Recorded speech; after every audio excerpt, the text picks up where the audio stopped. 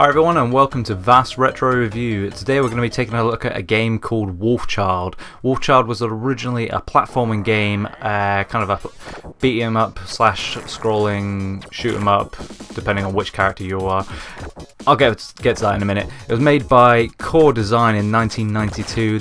Core Design was the company that did the original Tomb Raider games until they went out of business in 2006 because they got brought out by Rebellion.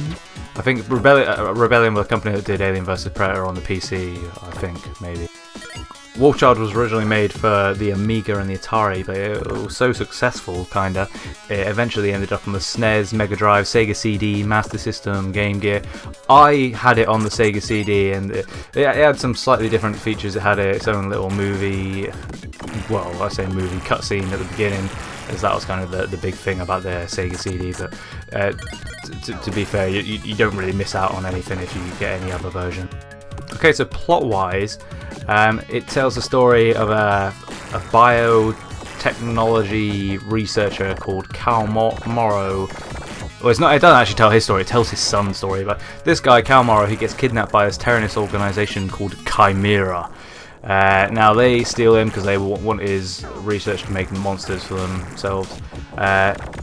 Everyone's real torn up about it. The son, who is a muscle-bound 80s rock star lookalike guy, he gets his dad's research, turns himself into a half-man, half-wolf hybrid, not a werewolf. Definitely not a werewolf, because the moon doesn't come into this at all. He changes into a werewolf whenever he gets enough energy, and he gets energy by running around and picking up little balls. Control-wise, I'd say they're pretty simple controls. As the human soul, you've got the ability to jump and punch. That's about it, but it's alright. Unfortunately, it does have one thing I've never been that keen on with the older games: your instant kill super weapon. I think you press B, and in this game, Saul just chucks a grenade on the floor. Everything on the screen dies. Kind of like a get out of jail free card. I think it's just poor game design, really. That's only part of the game, because if you find enough energy capsules, you turn into Wolfchild. And Wolfchild, being a big muscly wolf, surprisingly doesn't actually use any of his muscles at all. He punches, but instead of hitting things with his fists, when he punches, weird energy beams, fist-shaped energy beams, fly out of him, and it becomes more of a side-scrolling shoot-'em-up as opposed to a side-scrolling beat-'em-up. You can upgrade this strange force energy punch thing that the wolf does, so it homes in on people, it splits off into multiple shots. But yeah, overall I haven't really got anything to complain about with the controls. They're nothing special, but there's nothing bad about them. I do have issues with the AI in the game, and now the enemies in it are what the Chimera organisation have created using your father, Cal Morrow's research. They've created like bug monsters, lizard monsters, basically just every animal you can think of. They've combined it with human DNA and created some weird monster that wanders about. But the AI is like they just trundle forward on a preset pattern. If you stand back and just fire at them, they will all die. It's nothing special.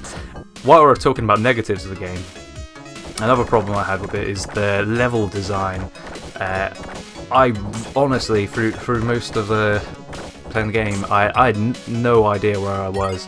If the level ended, I was like, great, but I had no idea how I got to that point. I think in the second world where you're in jumping around trees, I had no idea if I'd gone backwards, forwards.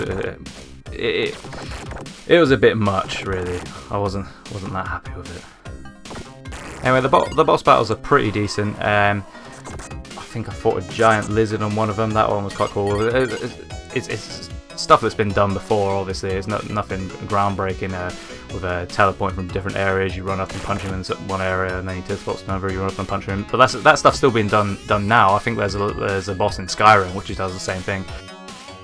But yeah, I'm probably running out of time now. So to summarise, I do recommend going out and well, I said don't go out and buy it because it'll cost you a fortune and a lot of time to actually find a copy of this and a console to play it on. Download it from a decent ROM emulator site. Give it a go. I'm going to give it a 7 out of 10 on my real top-notch scoring system. But yeah, it's definitely worth it. This is VAF's Retro Review. I'll see you next week. Cheers.